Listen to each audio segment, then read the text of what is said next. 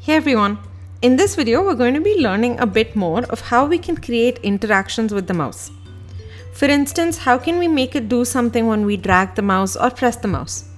So to start with, let's draw a simple ellipse in Draw that follows the mouse. We can just do this by saying ellipse mouse x and mouse y, where they are the x and y values.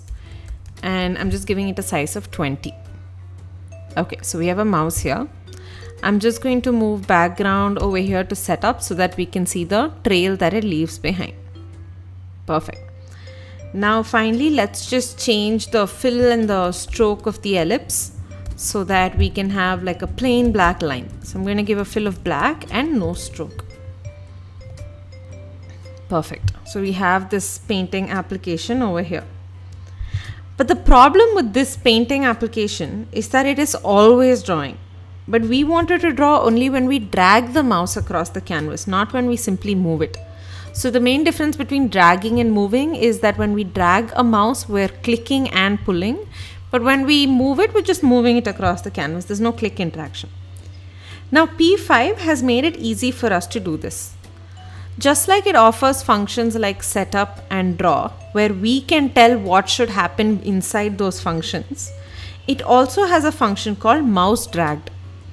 It will run whatever is in this function only when the mouse is dragged across the canvas and at no other point. So let's have a look at how we can write this. Now, one thing to remember is we have already been using functions like create canvas and ellipse and all of that. But here we are calling them, that is that we're using the functions. But in this case, we're actually going to be writing what goes inside the function mouseDragged. So we can do that by saying function mouseDragged and putting these braces over here. And whatever we write inside these brackets will run whenever the mouse is dragged. So let's do one thing and go ahead and move this ellipse code into mouseDragged instead of draw. And let's run it. So right now I'm just moving my mouse here. I'm not clicking anything. You don't see anything. But when I press it and move it, you'll see that it's drawing. So using this, we can actually create more complex drawings or drawings where it's not necessarily connected all the time. Now, similar to the mouseDragged function, P5 has a bunch of other functions and one of them is called mousePressed.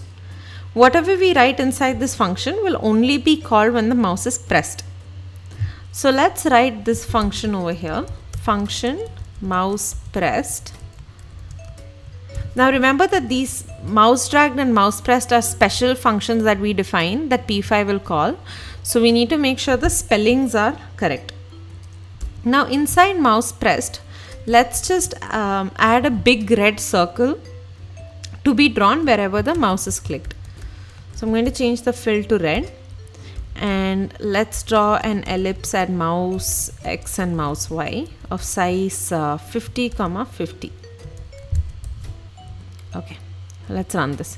Moving mouse, nothing happens. Now I'm going to click it.